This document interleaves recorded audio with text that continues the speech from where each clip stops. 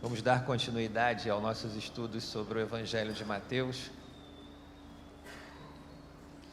Capítulo 10, vamos ler a partir do verso de número 5 até o verso de número 15.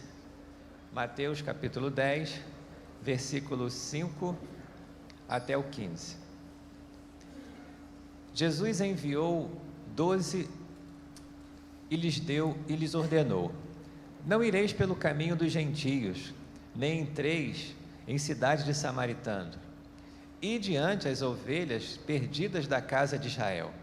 E indo pregai, dizendo: o reino dos céus está próximo.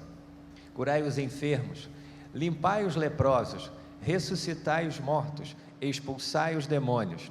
De graça recebeste, de graça dai.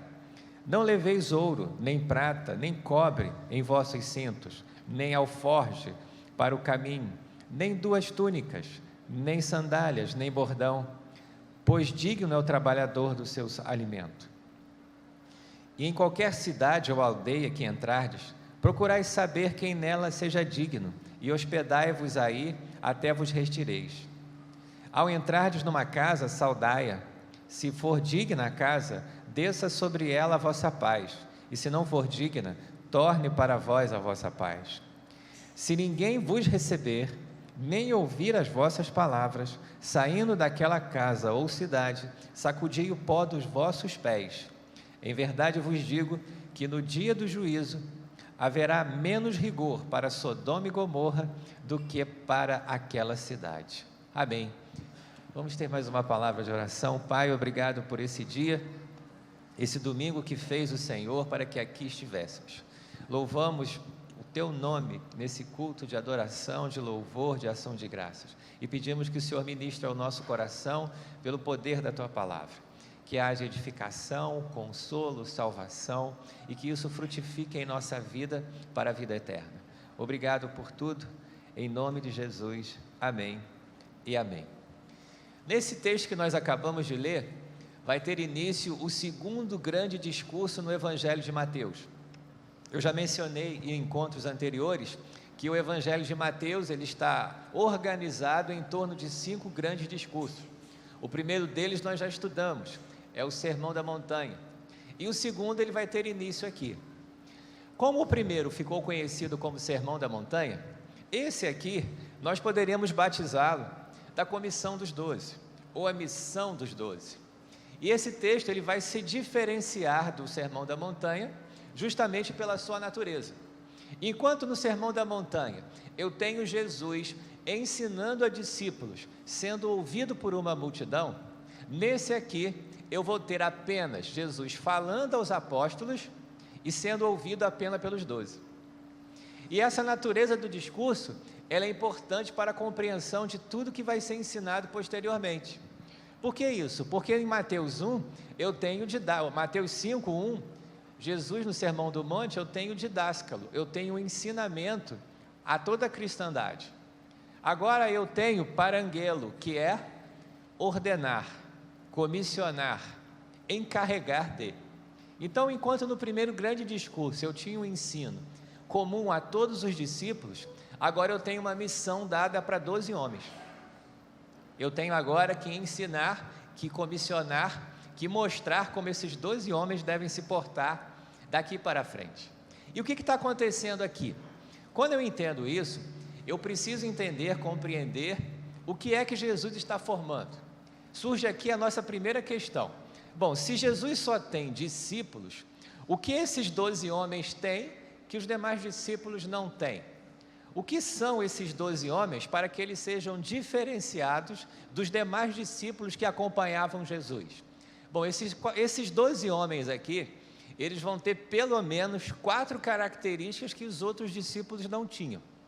Eles vão ser chamados por Jesus para ser diferenciados para uma missão, para continuar uma tarefa, que posteriormente vai passar para a igreja. Mas aqui nesse momento, Jesus ele está edificando a sua obra, a sua missão, como nós vimos lá no início do Evangelho, é o quê? Tirar o pecado do mundo. Então Jesus está dando uma missão aos apóstolos, que é uma continuidade do que ele faz, que vai visar o mesmo projeto. Jesus, ele é a pedra angular, ele vai edificar 12 apóstolos e depois construir um templo, chamado igreja. Então Jesus aqui, ele está continuando, edificando esse templo, essa coluna, para que o evangelho continue após a sua ascensão aos céus. E o que Jesus está mostrando aqui, nesse primeiro comissionamento dos apóstolos? Primeira coisa, um apóstolo, dessas 4 credenciais que ele tem, é alguém que é escolhido por Jesus. Ele não é alguém que é escolhido pela igreja. A igreja escolhe diácono, a igreja vai escolher presbítero, vai escolher bispo, mas apóstolo não é escolhido pelas igrejas.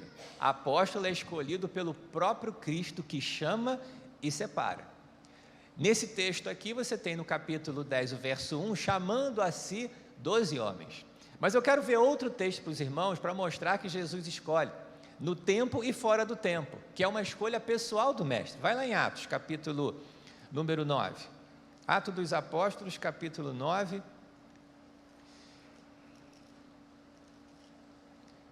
Verso 10. Olha o que Jesus vai dizer.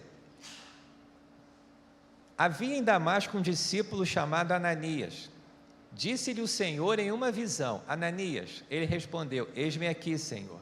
Disse-lhe o Senhor: levanta-te e vai à rua chamada Direita, e pergunta em casa de Judas por um homem de Tarso chamado Saulo, pois ele está orando. Numa visão, ele viu que entrava um homem chamado Ananias e punha sobre ele as mãos, para que tornasse a ver. Respondeu Ananias: Senhor, há muitos ouvi deste homem quantos males tem feito aos teus santos em Jerusalém. Aqui tem poder dos principais sacerdotes para prender a todos os que invocam o teu nome. Disse-lhe, porém, o Senhor: vai, este é para mim um vaso escolhido, para levar meu nome perante os gentios, os reis e os filhos de Israel, e eu lhe mostrarei o quanto deve padecer pelo meu nome. O que esse texto está ensinando? Jesus escolhendo um apóstolo, chamado Paulo. Então, em todo o evangelho, quando você ouvir falar de apóstolo, é alguém que o próprio Senhor escolheu. A igreja pode até enviá-lo, mas a escolha é de Deus, não é humana. Segunda característica de um apóstolo, que diferencia dos demais discípulos, é que ele é uma pessoa que é uma testemunha ocular. Na Bíblia existem 2 palavras para falar de testemunho. Uma delas você conhece e já ouviu muito bem, que é a palavra martíria, que vem em mártires. Mas a outra é autóptes. Ela está em Lucas capítulo 1. Queria que você visse comigo para você entender a diferença de uma para outra. Lucas capítulo 1, verso 1 e 2. Tendo muitos empreendido uma narração dos fatos que entre nós se compreenderam, segundo nos transmitiram que desde o princípio foram deles, testemunhas. O quê? Oculares. Então aqui eu tenho uma testemunha diferenciada, uma testemunha que andou com o Senhor, que viu o Senhor, que ouviu as palavras do Senhor, que esteve com Ele, caminhou com Ele na terra, sentiu as suas dores, as suas alegrias, o viu chorar. Então isso é um autóptes. Agora, existe também a palavra testemunha, martíria, que é de Lucas, também no Evangelho de Lucas, capítulo 1. Olha o que diz o verso 7 do capítulo 1. Não vos compete saber tempos ou épocas que o Pai reservou para o seu próprio poder, mas recebereis poder sobre vós, ao descer o Espírito Santo, e sereis o quê? Minhas testemunhas. Aqui não é autóptes. Se fosse autóptes, com a morte dos apóstolos, Jesus não teria mais testemunha. Ninguém aqui viu o Senhor. Então, martírios é as testemunhas do Espírito, aqueles que recebem uma verdade, mantêm essa verdade e transmitem. E isso só é possível porque o Espírito Santo um dia veio sobre a igreja. Então, os apóstolos é um tipo de testemunha ocular, é um autóptes, além de martíria, porque eles vão se tornar mártires. Então, eles têm um credenciamento diferenciado. Terceira coisa, eles são pessoas que receberam poder, autoridade. Para quê? Curar enfermos, expulsar demônios, purificar leprosos, ressuscitar mortos. Então, alguém que é denominado por Jesus apóstolo, ele vai ter essa autoridade para quando ele for aonde Jesus mandar, ele vai fazer as mesmas obras que o mestre fez.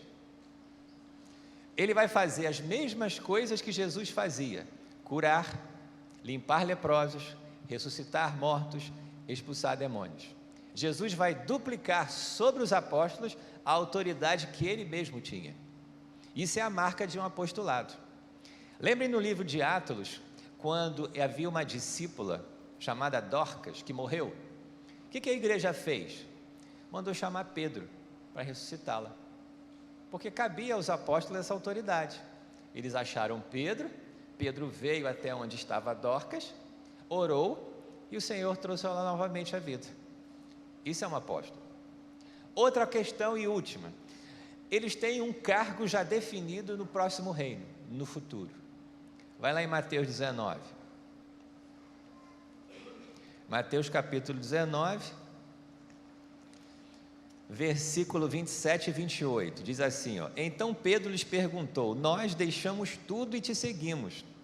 O que então haverá para nós? Respondeu-lhe Jesus: em verdade vos digo, que os que me seguiste, quando na regeneração o Filho se assentar no seu trono da sua glória, também vós se assentareis sobre 12 tronos para julgar as 12 tribos. Então, aos apóstolos já está dado um local de destaque no próximo reino, quando Jesus voltar para estabelecer novos céus e nova terra, para julgar as 12 tribos de Israel, que naquele momento iriam persegui-los, matar o mestre e até matariam alguns apóstolos. Então, esse cargo de julgamento, esse poder para julgar depois as 12 tribos junto com Jesus, já está determinado aqui nas Escrituras. Então, um apóstolo, ele se diferencia dos demais discípulos por essas características. Então, eles não são discípulos comuns. Eles tiveram um comissionamento diferenciado para realizar uma determinada obra, para começar um determinado trabalho que futuramente continuaria pela igreja. E que trabalho é esse? Jesus vai mandar aqui os apóstolos fazerem 3 coisas para a edificação desse novo Israel. Assim como o primeiro Israel estava edificado em cima de 12 filhos de Jacó, há uma analogia para que um novo Israel seja edificado em cima de 12 homens. E esses 12 homens são os apóstolos. E o que esses 12 homens têm que fazer? O que Jesus os comissiona para fazer? Primeiro, buscar as ovelhas perdidas. Então essa é a missão do apostolado. O apostolado, ele não veio simplesmente para reinar no mundo futuro. Ele não vem para reinar nesta vida. Ele vem para buscar ovelhas perdidas.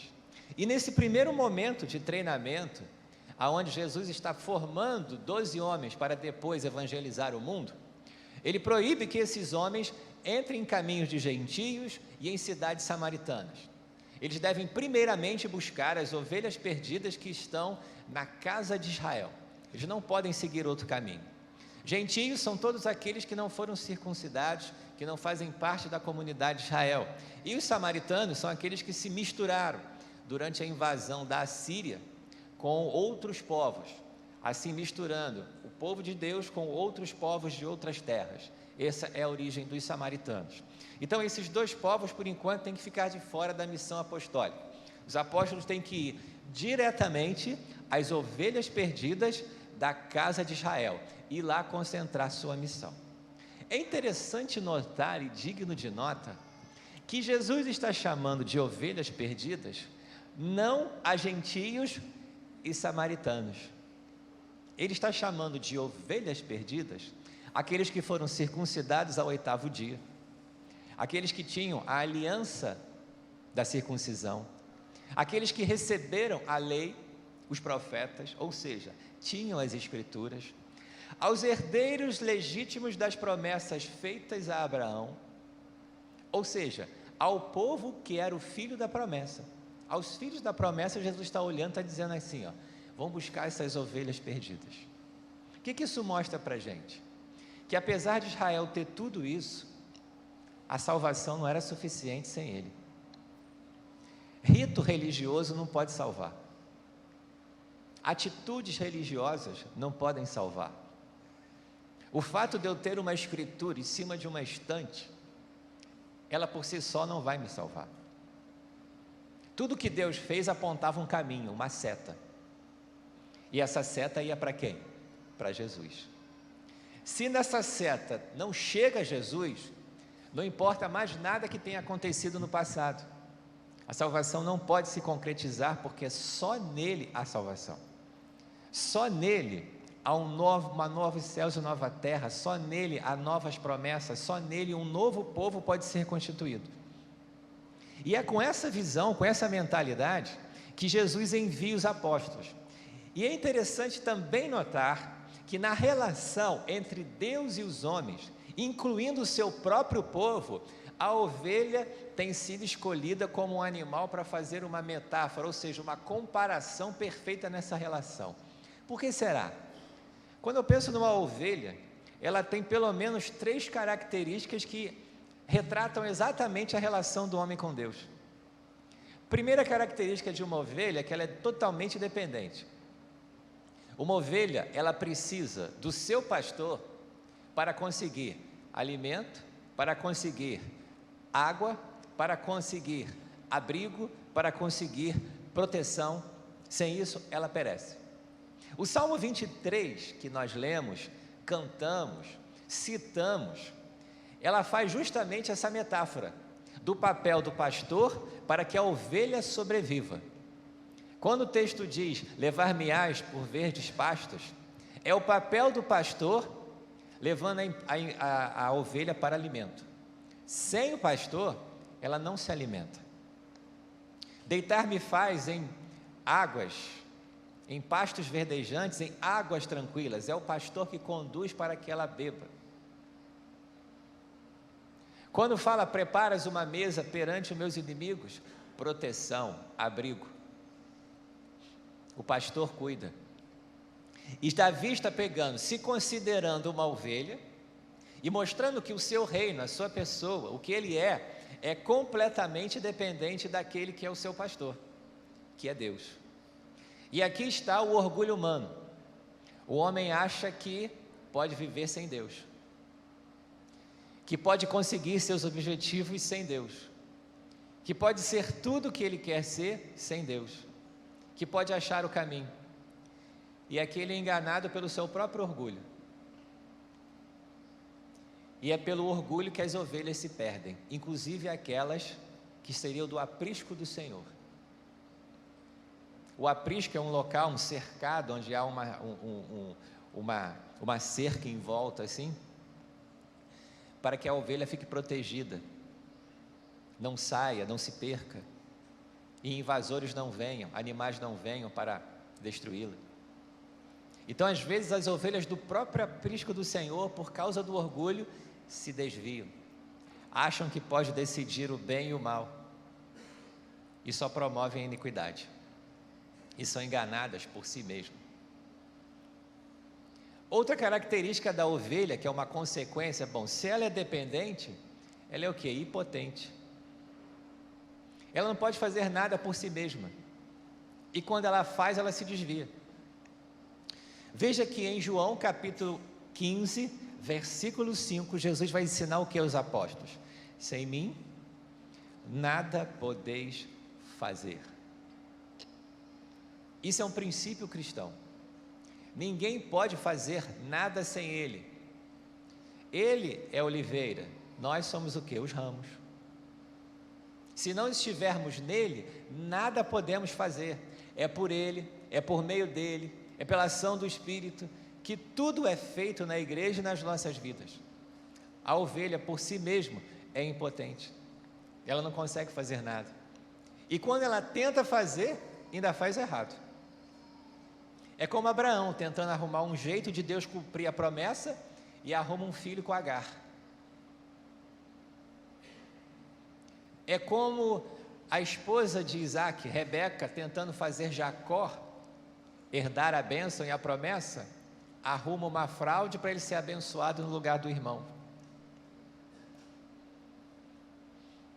Isso é a nossa história.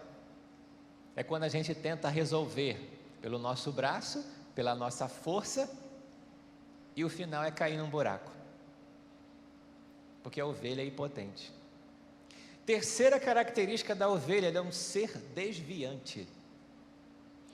Quando a ovelha vai para o alimento pelo pastor, se o pastor não guiá-la de volta, ela se perde e nunca mais ela retorna sozinha se o pastor não for buscá-la.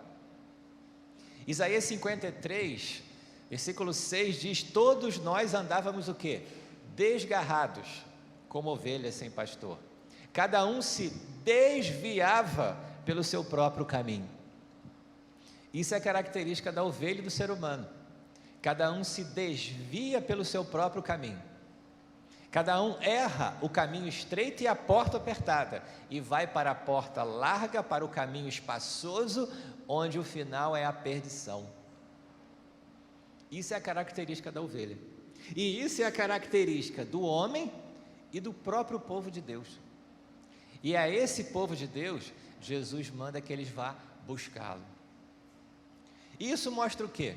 A ovelha, por ser impotente, dependente, desviante, jamais virá por si só o pastor. Jesus é o sumo pastor que veio buscar as ovelhas perdidas de Javé. E os apóstolos são os 12 instrumentos, primeiro, que ele vai usar para trazer essas ovelhas até ele. E é isso que Deus está estabelecendo nesse exato momento. E essa é a nossa realidade. Deus, através de Cristo, veio nos buscar para o seu aprisco. E o ministério apostólico do passado, o ministério da igreja do presente e do futuro, será buscar essas ovelhas perdidas e trazê-las novamente ao aprisco, para receber as promessas que Deus tem para o seu povo. Segunda coisa que Jesus mandou fazer aqui é pregar o evangelho do reino. Primeiro ele separa os apóstolos, depois que ele separa esses apóstolos, ele manda buscar as ovelhas, depois que ele manda, ele diz: o que eu vou fazer para buscar? Eu vou pregar o evangelho do reino.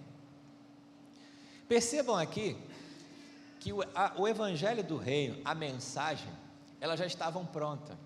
Era a mensagem de Jesus que eles tinham que levar e transmitir às ovelhas perdidas. Eles não tinham que criar uma mensagem, eles não tinham que inventar uma mensagem, eles não tinham que diminuir, alterar, transformar a mensagem.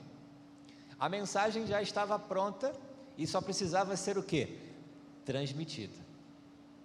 Eles não tinham que ir na biblioteca de Alexandria, estudar filosofia, ciências, pegar o melhor da produção cultural da sua época.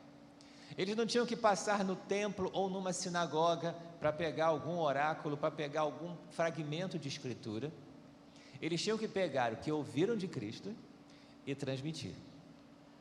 Essa é a mensagem que Jesus mandou fazer, transmitir, para poder trazer as ovelhas perdidas novamente para Ele. E que mensagem é essa? Arrependei-vos. De quê? De todos os crimes praticados contra Deus, contra o próximo e contra você mesmo. Por quê? Porque o reino está próximo. Era só isso. Quando eu imagino que eu tenho que ficar às vezes 5 horas, 10 horas, 3 dias pesquisando, eu me envergonho. Senhor, era só eu chegar lá e dizer: arrependei-vos. Tão fácil. Mas por que você faz isso? Porque eu não sou apóstolo. Segundo, eu não estava lá. Então, às vezes, para eu resgatar o que foi dito, o que significa, eu tenho que pegar 2000 anos de história e saber o que eles entenderam. Porque senão é como um telefone sem fio. Jesus falou uma coisa, 2000 anos depois chegou outra. Então, aqueles que vêm para ensinar e não são apóstolos, eles não têm que inventar a mensagem, tem que pegar a mensagem e transmiti-la. E com um único cuidado: não acrescentar, não tirar, não transformar, para que chegue a mesma mensagem para as ovelhas do seu tempo. Se eu não faço isso, eu, em vez de estar ajudando a mensagem, trazendo ovelhas, eu não vou trazer ovelha, vou trazer bode. Que assim como as ovelhas eram consideradas puras, os bodes são impuros. Se eu altero a mensagem, em vez de eu ter ovelha aqui dentro, eu só tenho bode. Se eu começar a dizer que o evangelho não é isso aqui, é outra coisa, para agradar A, B ou C, para agradar político, para agradar filósofo, para agradar científico. Deus criou o mundo, mas foi num Big Bang, ele precisou de bilhões de anos para fazer, porque em 7 dias não dava tempo. Eu estou atraindo o que para cá? Cientista, não estou atraindo ovelha, porque eu alterei a mensagem. Então a mensagem ela não pode ser alterada, ela tem que ser apenas transmitida. E para que o povo desse crédito ao que estava sendo transmitido, Jesus deu essa autoridade para os apóstolos. Os sinais que os apóstolos faziam, as curas que eles efetuavam pela autoridade que receberam, foi o meio pelo qual Deus deu credibilidade para que o povo cresce na mensagem. Não era para a autoexaltação dos apóstolos, não era para que eles estabelecessem seu próprio reino, não é para que eles fossem adorados no lugar de Deus, é para trazer credibilidade à chegada do reino, à iminência do reino. E para que eles passassem por essa autoridade, recebessem autoridade, passassem por essa experiência, eles tiveram que fazer alguma coisa muito difícil para qualquer ser humano. Qual é? Abrir mão de tudo. Jesus deu essa autoridade, mas o que Jesus disse logo depois? Não leveis ouro, prata ou bronze. Ouro, prata ou bronze era a forma de você cunhar qualquer forma de dinheiro. Não podiam levar dinheiro. Não podia levar alforje, que era a forma de você levar alimento. Eram 2 sacos que você ou botava aqui ou nos lombos de um animal de carga para poder levar, conduzir alimento para uma viagem. Você não pode levar 2 túnicas, 2 sandálias. Você não pode fazer uma mala para levar. Você precisa ser totalmente dependente de Deus. Como é que se estabelece um reino nesse mundo? Poder político, poder militar e poder econômico. O reino de Deus pode ter isso? Não. Então eu vou mandar ovelha para lobos, porque vocês não são poder político nem militar. Eu vou mandar vocês dependentes de Deus. Não haverá poder econômico para você comprar uma vaga no hotel de luxo e ficar ali pregando. Não haverá poder econômico para você panfletar a cidade, alugar redes de televisão e rádio. Não haverá nada. Esse reino vai ser apenas firmado na palavra de Deus. E vocês vão com essa dependência, e indo com essa dependência, com a mensagem certa e com a autoridade que eu vos concedi, o reino vai ser estabelecido. Você não pode sair desse dia, você não pode se desviar disso. Se você se desviar disso, você não vai cumprir a mensagem, você não vai cumprir o seu projeto e vai se perder no caminho. Exemplo, Judas. Você sabia que Judas estava aqui? Judas era um dos 12.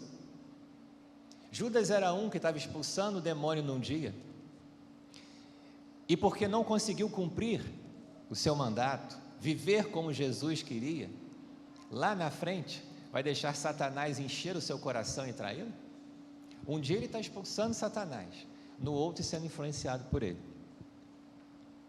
Judas estava aqui curando enfermos, purificando leprosos, ressuscitando mortos, em nome de Cristo, do Messias. E logo em seguida estava o quê? Traindo o Messias. Essa é a história da igreja. Quando o povo de Deus se afasta da palavra de Deus, o que acontece com ele? Cai. E para ser um apóstolo, para cumprir a comissão apostólica, se aqueles homens não fossem totalmente dependentes de Deus, não estivessem com o coração totalmente em Cristo, eles cairiam. E isso é uma lição para os apóstolos e para a igreja do futuro. Veja o que Jesus diz lá em Lucas capítulo 17. Lucas capítulo 17, versículo 1. Disse Jesus aos discípulos: é impossível que não venham escândalos, mas ai por quem eles vieram. É impossível que não venha. Judas é um escândalo para a igreja. Agora, o que é um escândalo? É aquilo que causa ou resulta num pecado e afasta o homem de Deus. Isso é um escândalo. Por exemplo, você viu alguém que você ama ser morto, aquilo te escandaliza. O que você faz? Pega uma arma e mata.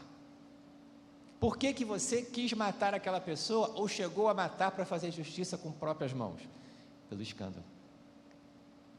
Porque aquilo leva você a uma atitude de autodefesa, leva você a uma atitude de tomar a rédea da sua vida nas suas mãos e deixar de depender de Deus, e aí você acaba pecando, cometendo um erro e se desviando do caminho. Nós vivemos na sociedade dos escândalos, e cada vez mais esses escândalos vão se multiplicar com um único objetivo: afastar o cristão, a ovelha do seu Deus, do seu pastor.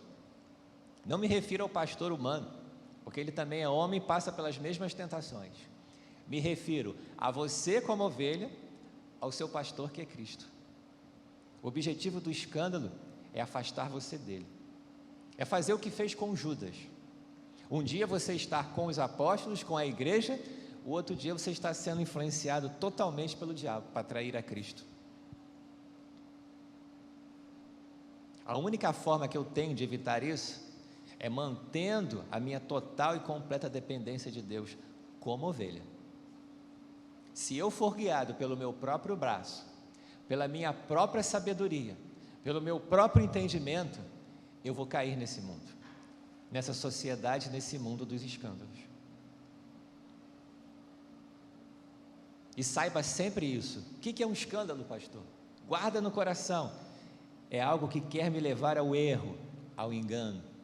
Eu vou ouvir, vou me indignar, vou me irar e vou agir errado. Esse é o caminho do escândalo. Ouvir, me indignar, irar e agir errado.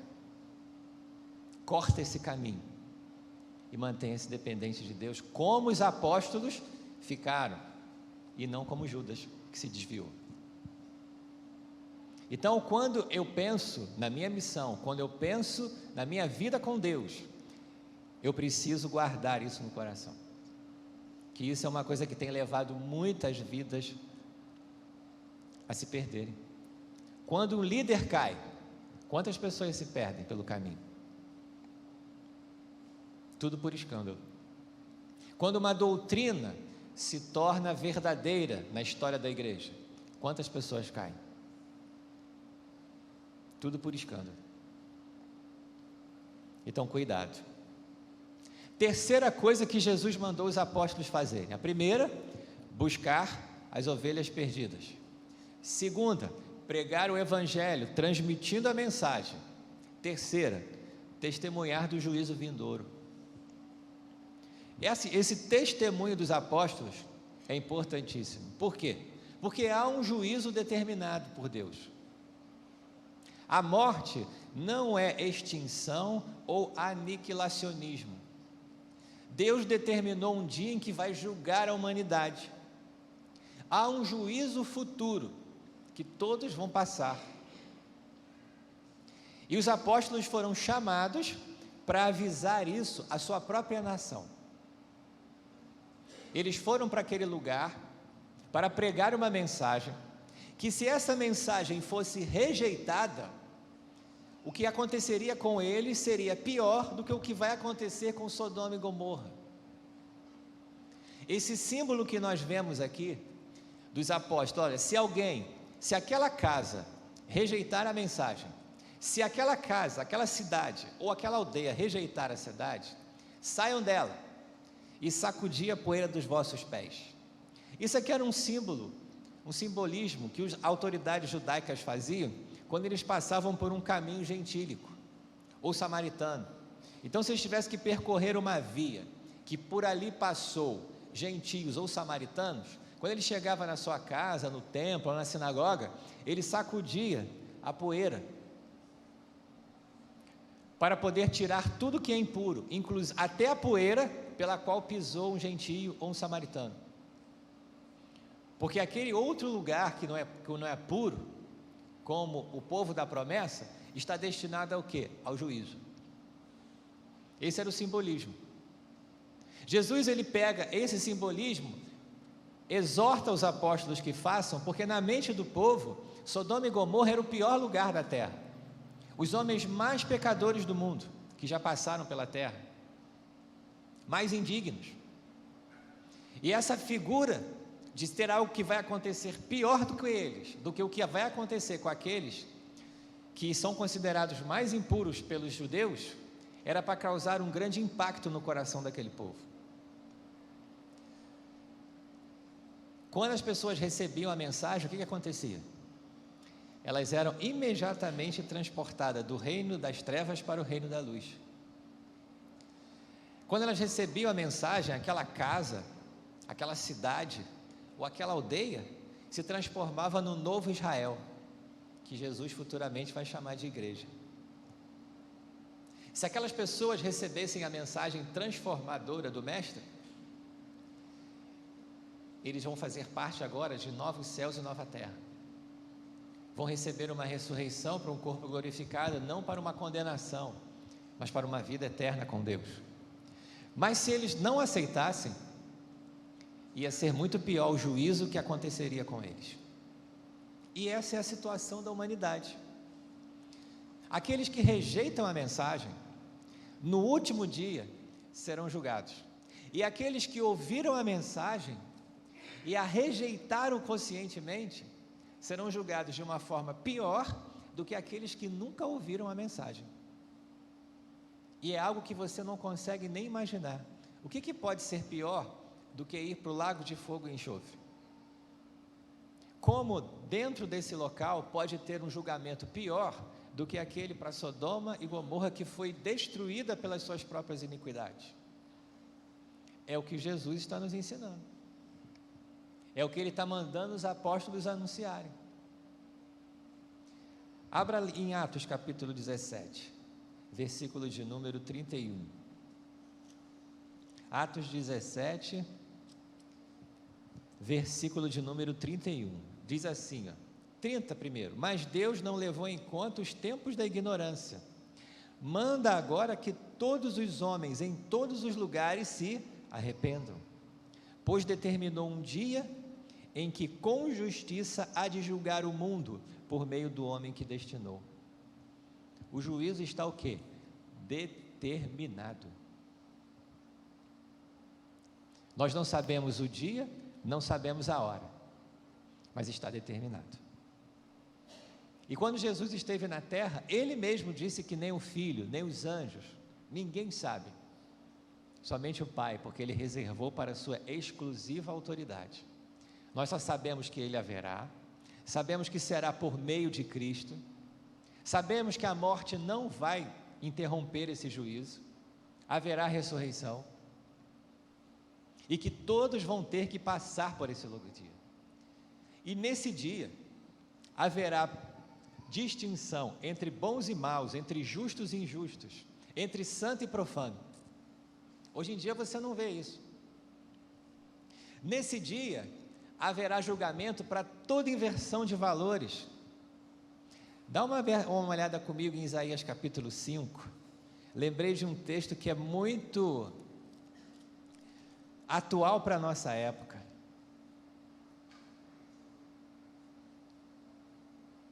Versículo 20, Isaías 5, 20. Ai daqueles que ao mal chamam bem, e ao bem chamam mal, fazem da escuridão luz, e da luz escuridade, que põem o amargo por doce, e o doce por amargo. Traduzindo para vocês, ai daqueles que dizem que a prostituição é boa, que a droga é boa, que inverter o sexo é bom. Ai daqueles, porque naquele dia vai terminar o ano aceitável do Senhor e vem o dia da vingança do nosso Deus. Esses que fazem leis injustas, vai no capítulo 10 desse mesmo texto de Isaías, ai daqueles que decretam leis injustas. Nesse dia não haverá Supremo Tribunal Federal, Congresso Nacional, presidencialismo, monarquia, comunismo, não haverá nada. Só haverá a verdade. Não precisa de testemunha para dizer o que aconteceu. A vida de todo mundo está escrita, como num livro. E todos os seus crimes aparecerão, todas as suas mentiras, todas as suas corrupções, ali aparecerá. E nesse dia nós seremos fartos. Nesse dia serão bem-aventurados que têm fome e sede de justiça, porque ali será farto. Ali não haverá erro do judiciário, ali não haverá falsas testemunhas, ali não haverá nada. Haverá o justo juiz, que sabe as obras de cada um individualmente, e aí vão ter que dar conta. E aqueles que rejeitaram a mensagem apostólica, a mensagem de Cristo, vão ter que pagar por todas as suas obras. Não terão os seus crimes apagados, anistiados. Pelo contrário, terão que dar conta de todos eles. Sabe o que vai acontecer? Não há indenização. O dinheiro não pode comprar. Não importa se é legal ou ilegal, se a escuta foi autorizada ou não, o que importa é o conteúdo, é o fato, é a verdade que se sobrepõe a todas as coisas, e nesse dia ela vai aparecer como o sol do meio-dia, e aí os homens terão que dar conta. Malaquias capítulo 4, Malaquias capítulo 4, versículo 1 e 2, certamente aquele dia vem, arderá como fornalha, todos os soberbos, soberbo é o contrário da ovelha, que a ovelha sabe que depende de Deus, o soberbo não, todos os que cometem impiedade, todos os que fizeram algum crime nessa terra, serão como o restolho, e o dia que está para vir os abrasará, diz o Senhor dos exércitos, de sorte que não lhes deixará nem raiz, nem ramo. Mas para vós que temeis o seu nome, nascerá o sol da justiça, trazendo salvação debaixo das suas asas, e saireis e saltareis como bezerros libertos da estrebaria. Hoje as ovelhas estão num aprisco, naquele dia elas serão soltas, para andar novamente por esse mundo, novos céus e nova terra transformada, onde habita a justiça para sempre. Essa é a mensagem apostólica, é isso que precisa ser transmitido, é isso que nós mantemos como mártires, o testemunho da verdade, que foi transmitido por Cristo aos apóstolos, dos apóstolos à igreja de todos os tempos, para que pudéssemos herdar essa salvação e viver nesse reino futuro. Amém? Então vamos terminar por aqui, vamos ter mais uma palavra de oração, agradecendo a Deus por esse ensino que está registrado e que transforma a nossa vida. Senhor, nosso Deus e Pai, obrigado por esse dia que o Senhor fez para nós, obrigado pela Tua palavra que chegou até nós, Senhor. A Tua palavra é um milagre na nossa vida, como uma palavra dita por Cristo a 12 homens, que foi dito aos ouvidos de 12 pessoas, 2000 anos depois, podem chegar até nós com tanta clareza, com tanto detalhe, trazendo para nós o que aconteceu, o que está acontecendo e o que vai acontecer, trazendo para nós uma verdade que não muda com o tempo, que permanece, uma verdade que começou salvando a humanidade, continua salvando e continuará salvando, e que está no seio da igreja, para que ela viva e transmita. Obrigado, Senhor, por essa obra que não cabe na mente humana.